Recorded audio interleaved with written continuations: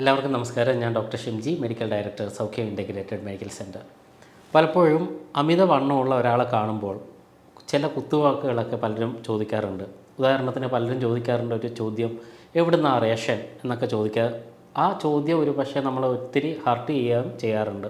ഇന്ന് body shaming ഒന്നും അത്ര നിലനിൽക്കുന്നില്ല. കാരണം വിദ്യാസമ്പന്നരായ ഇടയിൽ ആൾക്കാർ കുറച്ച് കൾച്ചറൊക്കെ നമ്മൾ മാറുന്ന സമയത്ത് ഈ ബോഡി ഷെയ്മിങ്ങിലൊന്നും നമ്മളധികം ആരും ഇൻട്രസ്റ്റ് കാണിക്കാറില്ല, അതാരും പറയാറുമില്ല. പക്ഷെ എന്നാലും ഈ അമിതവണ്ണമുള്ള ഒരാൾക്കാരെ സംബന്ധിച്ചിടത്തോളം ഈ അമിതവണ്ണം എന്നുള്ളൊരു കാര്യം അവരുടെ ആത്മവിശ്വാസത്തെ പോലും ഹർട്ട് ചെയ്യുന്ന ഒരു കാര്യമായിട്ട് വരാറുണ്ട്. അവരതുകൊണ്ട് തന്നെ പലരും ഭക്ഷണം ഒന്നും കഴിക്കാതെ ഒരു ഫുൾ ടൈം ഫാസ്റ്റിംഗ് എന്നുള്ള രീതിയിലൊക്കെ പലരും പോകാറുണ്ട്. പക്ഷേ എത്രമാത്രം ഭക്ഷണം നിയന്ത്രിച്ചിട്ടും ഈ തടി മാത്രം കുറയാത്ത ഒരവസ്ഥ പലർക്കും ഉണ്ടാകാറുണ്ട്. വളരെ കുറച്ച് മാത്രം ഭക്ഷണം കഴിച്ചിട്ട് പോലും അമിതവണ്ണം എന്തുകൊണ്ടാണ് മാറാത്തത് എന്ന് പലരും ചോദിക്കാറുമുണ്ട്. അതിനുള്ളൊരു ഉത്തരമാണ് ഇന്ന് നമ്മൾ സംസാരിക്കുന്നത്. എന്തുകൊണ്ടാണ് ഈ പറയുന്ന ഒബേസിറ്റി അല്ലെങ്കിൽ അമിതവണ്ണം ഭക്ഷണം നിയന്ത്രിച്ചിട്ട് പോലും മാറാത്തത്? ഇതിൻ്റെ പ്രധാനപ്പെട്ട ഒരു കാര്യം എന്ന് പറയുന്നത് ഇൻസുലിൻ റെസിസ്റ്റൻസ് എന്ന് പറയുന്ന ഒരു കണ്ടീഷനാണ്. ഇൻസുലിൻ റെസിസ്റ്റൻസ് എന്താണെന്ന് പറയുന്നതിന് മുമ്പേ നമ്മൾ മറ്റ് ചില കാര്യം കൂടെ മനസ്സിലാക്കിയാൽ നല്ലതായിരിക്കും. ഉദാഹരണത്തിന്, അമിതവണ്ണം എന്നുള്ളത് ഭക്ഷണം കഴിച്ചതുകൊണ്ട് മാത്രം സംഭവിക്കുന്ന ഒരു കാര്യമല്ല. അത് ഒരു പക്ഷേ നിങ്ങളുടെ ഹോർമോണൽ ഇംബാലൻസുമായിട്ട്, ഹോർമോണിൻ്റെ ചില ഏറ്റക്കുറച്ചുകൾക്കനുസൃതമായിട്ട് സംഭവിക്കാവുന്ന ഒരു കാര്യം കൂടിയാണ്. മറ്റൊന്ന്, ഇതൊരു മെറ്റബോളിക് ഡിസോർഡറായിട്ടും അല്ലെങ്കിൽ ഉപാപചയ പ്രവർത്തനത്തിൽ ബാധിക്കുന്ന ചില പ്രശ്നങ്ങളുടെ ഫലമായിട്ടും പലർക്കും അമിതവണ്ണം ഉണ്ടാകാറുണ്ട്. അതുകൊണ്ട് ഇത്തരക്കാരൊക്കെ പൂർണ്ണമായിട്ടും ഭക്ഷണം നിയന്ത്രിച്ചതുകൊണ്ട് മാത്രം അവരുടെ ഒബേസിറ്റി അല്ലെങ്കിൽ അമിതവണ്ണം കുറയാറും ഇല്ല. ഇൻസുലിൻ റെസിസ്റ്റൻസ് എങ്ങനെയാണ് ഇതിനെ സ്വാധീനിക്കുന്നതെന്ന് നമുക്ക് നോക്കാം. ആദ്യം നമ്മൾ മനസ്സിലാക്കേണ്ടത്, ഇനീഷ്യൽ ഫേസ് ഒരാൾ ഒരു പ്രമേഹ രോഗിയാകുന്നതിന് മുമ്പ് ഇൻസുലിൻ റെസിസ്റ്റൻസ് സംഭവിക്കാം ടൈപ്പ് 2 ഡയബറ്റീസിൽ. ഇത്തരത്തിൽ ആദ്യകാലത്ത് അവിടെ ഒരു ഇൻസുലിൻ സ്പൈക്കാണ് ഉണ്ടാവുക. ഇൻസുലിൻ വർദ്ധിക്കും. എങ്ങനെയാണ് ഇൻസുലിൻ വർദ്ധിക്കുന്നത്? നമ്മൾ കഴിക്കുന്ന ഭക്ഷണത്തിലെ പ്രധാനമായിട്ട് കാർബോഹൈഡ്രേറ്റ്, അന്നജത്തിൻ്റെ അനുസൃതമായി അല്ലെങ്കിൽ പഞ്ചസാരയുടെ അനുപാതത്തിന് അനുസൃതമായിട്ട് നമ്മുടെ ശരീരത്തിനകത്ത് ഇൻസുലിൻ്റെ അളവ് വർദ്ധിക്കും. ആ ഇൻസുലിൻ സ്പൈക്ക് സാധാരണഗതിയിൽ ഫാറ്റ് സ്റ്റോറേജിലേക്കുള്ള വഴി തുറക്കും. അല്ലെങ്കിൽ ആ സമയത്താണ് ഒരാൾ അമിതവണ്ണത്തിലേക്ക് പോയിക്കൊണ്ടിരിക്കുക. അതുകൊണ്ടാണ് നിങ്ങൾ പലപ്പോഴും ഒബ്സർവ് ചെയ്തിട്ടുണ്ടാവും, പ്രമേഹ രോഗി ആവുന്നതിന് മുമ്പ് ആൾ കുറച്ച് പൊണ്ണത്തടിയിലേക്ക് പോയിക്കൊണ്ടിരിക്കും. ഇനി ഇൻസുലിൻ സ്പൈക്ക് കഴിഞ്ഞാൽ അടുത്തതായിട്ട് ഇൻസുലിൻ റെസിസ്റ്റൻസ് വരും. അല്ലെങ്കിൽ ഇൻസുലിൻ ശരീരത്തിന് ഉപയോഗപ്പെടുത്താൻ പറ്റാത്ത ഒരവസ്ഥയിലേക്ക് വർദ്ധിക്കും. ഈ ഇൻസുലിൻ റെസിസ്റ്റൻസ് എന്തുകൊണ്ടാണ് വരുന്നതെന്ന് പല വീഡിയോയിൽ നമ്മൾ സംസാരിച്ചിട്ടുണ്ട്. അത് പിന്നീട് നമുക്ക് വീണ്ടും വേണമെങ്കിൽ ഒന്ന് കാണാം. പക്ഷേ ഇപ്പോൾ ഇൻസുലിൻ റെസിസ്റ്റൻസ് ഉണ്ടായിക്കഴിഞ്ഞാൽ അത് ഫാറ്റിൻ്റെ ബേണിംഗ് അല്ലെങ്കിൽ ഫാറ്റിനെ കത്തിച്ച് കളയാനുള്ളതിൽ ഏറ്റവും വലിയൊരു തടസ്സമായിട്ട് വർത്തിക്കും. അല്ലെങ്കിൽ ഇൻസുലിൻ റെസിസ്റ്റൻസ് വന്നാൽ ഫാറ്റ് ശരീരത്തിൽ ഉപയോഗപ്പെടുത്താൻ പറ്റാത്ത ഒരു രീതിയിലേക്ക് മാറിക്കൊണ്ടിരിക്കും. ഇനി ഇങ്ങനെ ഒരു സാഹചര്യത്തിലാണ് നമ്മൾ എന്ത് ചെയ്യുക? ഡയറ്റ് അല്ലെങ്കിൽ ഭക്ഷണ നിയന്ത്രണം എന്ന് പറഞ്ഞ് ഒന്നും കഴിക്കാതിരിക്കുക. അപ്പോൾ ശരീരത്തിനകത്ത് കാലറി കുറയും. കാലറി അല്ലെങ്കിൽ ഊർജം കുറയുന്ന സമയത്ത് സ്വാഭാവികമായിട്ടും ശരീരത്തിനകത്തുള്ള ഉപാപചയ പ്രവർത്തനങ്ങളും അതിനനുസൃതമായിട്ട് കുറയും. അല്ലെങ്കിൽ ഭക്ഷണം കുറയുന്നതനുസരിച്ച് ഉപാപചയ പ്രവർത്തനം കുറയും. ഉപാപചയ പ്രവർത്തനം കുറയുന്ന സമയത്ത് നമ്മളുടെ ഒരു ഹങ്കർ ഹോർമോൺ എന്ന് പറയുന്ന ഒരു ഹോർമോൺ ഉണ്ട്, ഗ്രെലിൻ എന്ന് നമ്മൾ വിളിക്കുന്ന ഹോർമോൺ. ഈ ഗ്രെലിൻ്റെ ഉൽപ്പാദനം ശരീരത്തിനകത്ത് വർദ്ധിക്കും. ഇത് വർദ്ധിക്കുന്നതോട് കൂടിയിട്ട് നമ്മുടെ ശരീരം എന്ത് ചെയ്യും?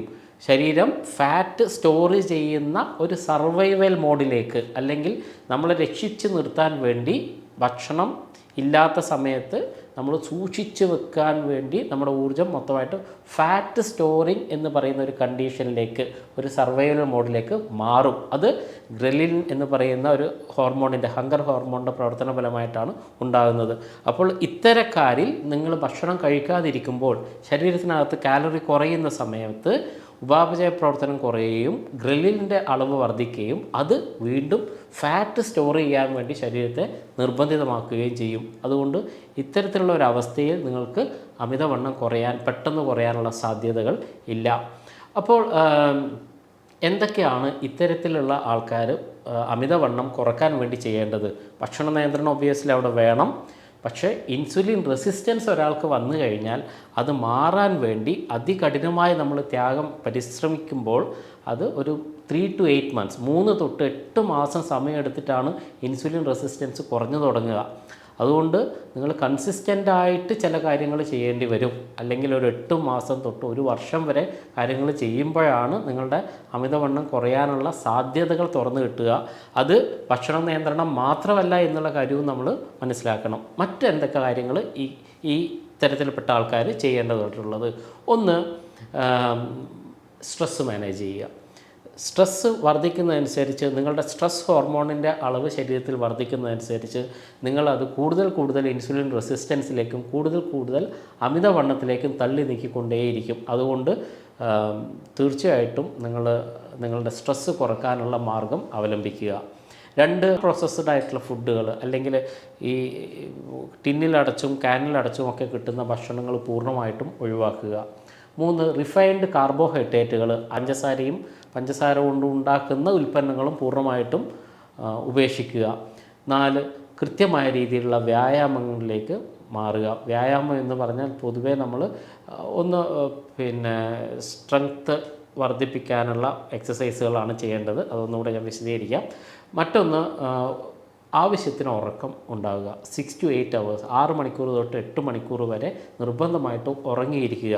ഉറക്കം കുറയുന്നതും നിങ്ങളുടെ ഈ പറയുന്ന ഒബേസിറ്റിയിലേക്ക് നിങ്ങളെ നയിക്കാനുള്ള ഒരു കാര്യമായിട്ട് പല പഠനങ്ങളും ഇപ്പം പറയുന്നുണ്ട്.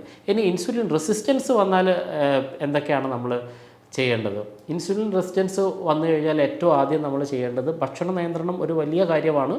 പക്ഷേ 1-2 ദിവസം കൊണ്ടോ 1-2 മാസം കൊണ്ടോ നിങ്ങൾക്ക് നേരത്തെ ഞാൻ സൂചിപ്പിച്ച പ്രശ്നമുള്ളവർക്ക് obesity കുറയില്ല, insulin resistance കുറയില്ല.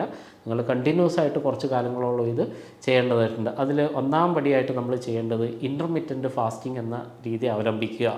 Intermediate fasting എന്ന് പറഞ്ഞാൽ ഏറെക്കുറെ ഒരു 14 മണിക്കൂറോളം നിങ്ങൾ ഭക്ഷണം കഴിക്കാതിരിക്കുക.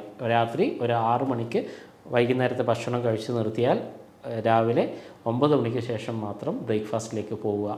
ഇനി ഞാൻ ബ്രേക്ക്ഫാസ്റ്റ് കഴിക്കുമ്പോൾ നേരത്തെ പറഞ്ഞ അൺപ്രോസസ്ഡ് ആയിട്ടുള്ള ഫുഡിൻ്റെ കാര്യമൊക്കെ ഓർക്കുക. അല്ലെങ്കിൽ പഞ്ചസാര അടങ്ങിയ കാർബോഹൈഡ്രേറ്റ് അടങ്ങിയ ഭക്ഷണങ്ങളൊക്കെ ഒഴിവാക്കാൻ വേണ്ടി ശ്രദ്ധിക്കുക. ഇനി അതേപോലെ ഇൻസുലിൻ റെസിസ്റ്റൻസ് കുറക്കാൻ വേണ്ടി നമ്മൾ ശ്രദ്ധിക്കേണ്ട മറ്റൊരു കാര്യമാണ് സ്ട്രെങ്തനിങ് എക്സസൈസുകൾ. ബോഡി സ്ട്രെങ്തനിങ് എക്സസൈസസ് ആണ് ഇൻസുലിൻ റെസിസ്റ്റൻസ് കുറക്കാൻ വേണ്ടി ഇപ്പോൾ വേണ്ടത്. അത് കേവലമായിട്ടുള്ള നടത്തം ഒന്നും മതിയാവില്ല.